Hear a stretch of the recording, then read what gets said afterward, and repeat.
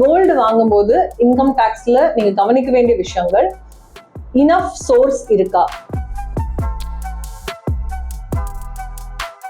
Suppose என்கிட்ட ஒரு 100 பவுன் நகை இருக்கு அப்படின்னா இன்கம் டாக்ஸ்ல நான் வருத்தப்பட வேண்டிய ஒரு விஷயம் ஆர் பயப்படணும் நான் அவ்வளவு கோல்டு வச்சுட்டு இருக்கிறதுக்கு. என்னோட டாக்ஸ் பெய்டு இன்கம் எனக்கு மேபி ஒரு வருஷத்துக்கு 20 லட்சம் ரூபாய் இருக்கு, நான் அதுல ஒரு 8 லட்சம் ரூபாய் வருஷத்துக்கு கோல்டு வாங்குறேன்னா எவ்வளவு ரேட் வித்தாலும்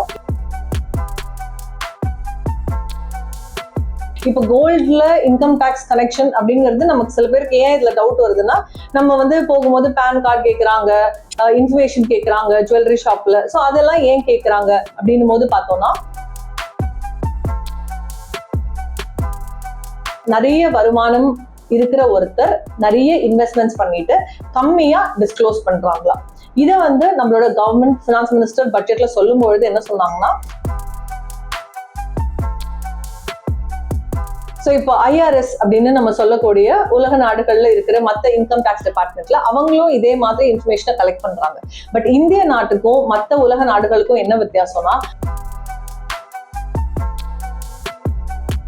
இன்கம் டாக்ஸ் கோல்டுக்காக நீங்க பெருசா கவலைப்பட வேண்டியது எதுவுமே இல்லை. வணக்கம் மேம். வணக்கம், நான் Subhashini Ganapathi, chartered accountant. Ma'am, இப்போ கோல்டோட ரேட்டு அதிகமா ஏறிக்கிட்டே இருக்கு. இப்போ நிறைய பேர் கோல்டு வாங்கணும்னு நினைக்கிறாங்க, இன்வெஸ்ட்மெண்ட் ஆங்கிலையும் வாங்கணும்னு நினைக்கிறாங்க, ஜுவல்லரிக்கும் வாங்கணும்னு நினைக்கிறாங்க. இப்போ கோல்டுக்கு டாக்ஸ்க்கோ இன்கம் டாக்ஸ்க்கோ ஏதாவது சம்மந்தம் இருக்கா? கோல்டு வாங்கும்போது நான் டாக்ஸ் ஆங்கிள் என்னென்னலாம் யோசிக்கணும் மேம்? ஆஸ் அ இன்வெஸ்ட்மெண்ட்டுக்கும் ஓகே, அல்லது பர்சனல் யூஸ்க்கும் நான் கல்யாணத்துக்கும் இதுக்கும் வாங்குறேன் அப்படின்னா எப்படி யோசிக்கணும்? இப்போ கோல்டு ஒரு பெரிய டாபிக்கா இருக்கு ஆக்சுவலா. இப்போ நீங்க வாங்குறது இன்வெஸ்ட்மெண்ட் பிளானிங், உங்களோட டோட்டல் இதுல எவ்வளவு போர்ஷன் கோல்டா இருக்கணும் அப்படிங்கறதெல்லாம் உங்களோட பர்சனல் சாய்ஸ் ஆர் ப்ராப்ளி நிறைய ஃபேக்டர் அது டிஃபைன் பண்ணும். இப்போ இன்கம் டாக்ஸ் ஆங்கிள் மட்டும் இதை பார்க்கணும் அப்படின்னாக்கா, கோல்டு வாங்கும்போது இன்கம் டாக்ஸ்ல நீங்க கவனிக்க வேண்டிய விஷயங்கள், இனஃப் சோர்ஸ் இருக்கா? இப்போ நம்ம இன்கம் டாக்ஸ் ரிட்டர்ன்ஸ் ஃபைல் பண்ணும்போது நான் டாக்ஸே வராம எவ்வளவு முடியுமோ அவ்வளவு காமிச்சிடலாம் அப்படின்னு பண்ற நபர் நானா இருந்தேன்னா, சப்போஸ் என்கிட்ட ஒரு 100 பவுன் நகை இருக்கு அப்படின்னா இன்கம் டாக்ஸ்ல நான் வருத்தப்பட வேண்டிய ஒரு விஷயம் ஆர் பயப்படணும் நான் அவ்வளவு கோல்டு வச்சுட்டு இருக்கிறதுக்கு. இதே நான் என்னுடைய வருமானத்துக்கு தகுந்த மாதிரி என்னோட கோல்டு இன்வெஸ்ட்மெண்ட்ஸ் இருக்கு, எல்லாமே அக்கௌண்டட் கேஷ், என்னோட வருமானம் இவ்வளோ இருக்கு, அதுல நான் ஃபுல்லுத்தையுமே டிஸ்க்ளோஸ் பண்றேன், என்னோட டாக்ஸ் பெய்டு இன்கம் எனக்கு மேபி ஒரு வருஷத்துக்கு 20 லட்சம் ரூபாய் இருக்கு, நான் அதுல ஒரு 8 லட்சம் ரூபாய் வருஷத்துக்கு கோல்டு வாங்குறேன்னா எவ்வளவு ரேட் வித்தாலும், எந்த மோட் ஆஃப் இன்வெஸ்ட்மெண்ட்ஸா இருந்தாலும், ஜுவல்லரியா இருந்தாலும், டிஜிட்டலா இருந்தாலும், காயினா இருந்தாலும், எந்த மோட்ல நீங்க இன்வெஸ்ட் பண்ணாலும் இன்கம் டாக்ஸை பத்தி நீங்க கவலைப்பட வேண்டிய எந்த தேவையும் கிடையாது. இப்போ கோல்ட்ல இன்கம் டாக்ஸ் கனெக்ஷன் அப்படிங்கிறது நமக்கு சில பேருக்கு ஏன் இதுல டவுட் வருதுன்னா, நம்ம போகும்போது பேன் கார்டு கேட்கறாங்க, இன்ஃபர்மேஷன் கேட்கறாங்க ஜுவல்லரி ஷாப்ல. ஸோ அதெல்லாம் ஏன் கேட்கறாங்க அப்படின்னும் போது பார்த்தோம்னா, இந்த மாதிரியான இன்ஃபர்மேஷன் கேதரிங் அப்படிங்கிறது ஜுவல்லரி ஷாப் மட்டும் இல்ல, ரெஜிஸ்ட்ரார் ஆஃபீஸ், உங்களோட போஸ்ட் ஆஃபீஸ், பேங்க்ஸ், இந்த மாதிரி பல இன்ஸ்டிடியூஷன்ஸ் ஆனுவல் இன்ஃபர்மேஷன் ஸ்டேட்மெண்ட் அப்படின்றது ஸ்டேட்மெண்ட் ஆஃப் ஃபினான்ஷியல் டிரான்சாக்ஷன்ஸ் அப்படின்னு நம்ம சொல்லுவோம். அதை இன்கம் டாக்ஸ் டிபார்ட்மெண்ட்டுக்கு சப்மிட் பண்றாங்க. அது எங்க ரிஃப்ளெக்ட் ஆகுதுன்னா, நம்மளுடைய income tax account returns file பண்றவங்களுக்கு நல்லாவே தெரியும்.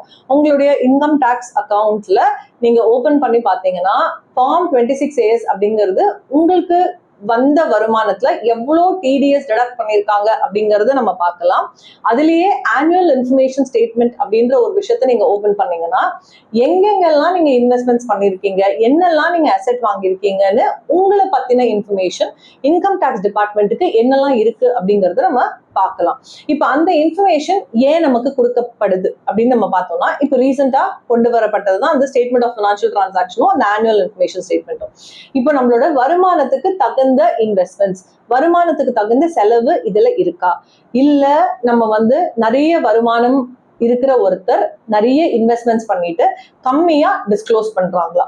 இதை நம்மளோட கவர்மெண்ட் ஃபினான்ஸ் மினிஸ்டர் பட்ஜெட்ல சொல்லும் பொழுது என்ன சொன்னாங்கன்னா, உங்களுடைய இன்கம் டாக்ஸ் ரிட்டர்ன்ஸை நாங்க ப்ரிப்பேர் பண்ணி கொடுக்குறோம், நீங்க அப்ரூவ் பண்ணா மட்டும் போதும். இன்னொன்னு இப்ப நம்ம உலக நாடுகள்ல மற்ற நாடுகள்ல பார்த்தோம்னா இன்கம் டேக்ஸ் ரிலேட்டடான இன்ஃபர்மேஷன் ஐஆர்எஸ்ன்னு சொல்லக்கூடிய இன்கம் டேக்ஸ் டிபார்ட்மெண்ட் அந்தந்த கண்ட்ரியோட இன்கம் டேக்ஸ் டிபார்ட்மெண்ட்ல அவங்க கலெக்ட் பண்ணி வச்சுப்பாங்க. ஸோ இப்போ ஐஆர்எஸ் அப்படின்னு நம்ம சொல்லக்கூடிய உலக நாடுகள்ல இருக்கிற மற்ற இன்கம் டேக்ஸ் டிபார்ட்மெண்ட்ல அவங்களும் இதே மாதிரி இன்ஃபர்மேஷனை கலெக்ட் பண்றாங்க. பட் இந்திய நாட்டுக்கும் மற்ற உலக நாடுகளுக்கும் என்ன வித்தியாசம்னா அவங்க என்ன இன்ஃபர்மேஷன் கலெக்ட் பண்றாங்கிறது சிட்டிசன்ஸ் கிட்ட சொல்ல மாட்டாங்க. இங்க வந்து ஆனுவல் இன்ஃபர்மேஷன் ஸ்டேட்மெண்ட்ன்ற பேர்ல இன்கம் டேக்ஸ் டிபார்ட்மெண்ட் என்னெல்லாம் நம்மளை பத்தின விஷயம் வச்சிருக்காங்கன்றத நம்ம கிட்டே சொல்றாங்க. ஸோ நீங்க பாத்துக்கங்க, இதெல்லாம் நீங்க இன்வெஸ்ட் பண்ணிருக்கீங்க. இப்போ நான் இந்த வருஷத்துல 50 லட்சம் ரூபாய்க்கு பல விதமா காரு, பிக்ஸ்ட் டெபாசிட், கோல்டு இதெல்லாம் நான் வாங்கியிருக்கேன் அப்படின்னாக்கா என்னுடைய ஆண்டு வருமானம் 10 லட்சம் ரூபாயா இருக்க முடியாது. ஸோ அதுக்காக மட்டுமே தான் இந்த மாதிரியான இன்ஃபர்மேஷன் கலெக்ட் பண்ணப்படுதே தவிர இன்கம் டேக்ஸ் வந்து கோல்டுக்காக நீங்க பெருசா கவலைப்பட வேண்டியது எதுவுமே இல்லை, ஆஸ் லாங் அஸ் அக்கௌண்டட் மணியில நீங்க டியூவா கோல்டு வாங்குற வரைக்கும்.